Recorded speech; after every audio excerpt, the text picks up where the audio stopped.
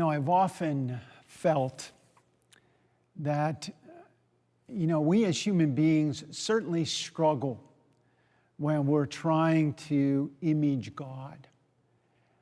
And I think just listening to our scriptures today, they're images of people from a long time ago. People trying to write down, inspired writers, trying to put down on a piece of paper, a piece of parchment, whatever it was that they wrote on, what they believe. And when we speak of Jesus Christ as King, for me that's a hard image, as it might be for you. We've learned about kings down through history. There have been some wonderful kings. There have been some horrendous kings. We particularly for us in the United States, we sort of, at one point in time in our history, began to move away from that image, that way of living life. So as I was grappling with our scriptures this week, as I was thinking of the images that people threw out there, I was saying, well, what would be a good image for Jesus today? And what came to mind, and now I'm sure this person, if he were standing here, would say, shut up, Father Paul, that you're going down the wrong track here.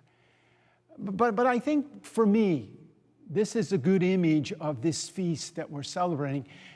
And the person I thought of was Pope Francis. Pope Francis has his cheerleaders, he has his detractors, he has people that love him, he has people that hate him, and everything in between.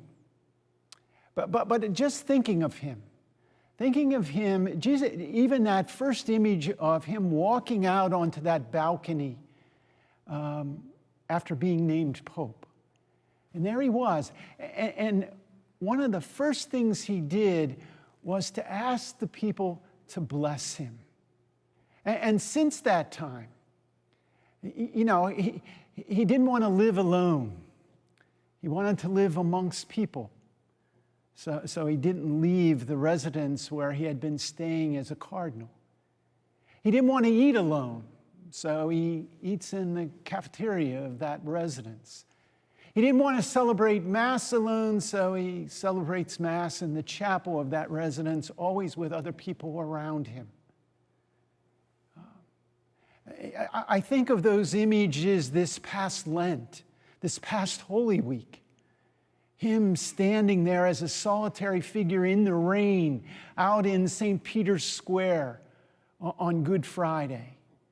How he constantly reminds us, just as our gospel today reminds us, that if we want to get to eternal life, this is what we have to do. We have to take care. We have to find Christ in people.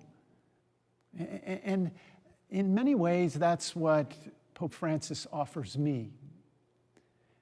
And that's the image that I put in my mind as I come to this table today to celebrate this wonderful feast. That's the kind of God I have. Always willing to be amongst us. Always willing to be with me, with us, but always being there, being present, and helping us in the journey of life. That's our King. And we've got to find an image that helps us to understand what kind of King Christ truly is.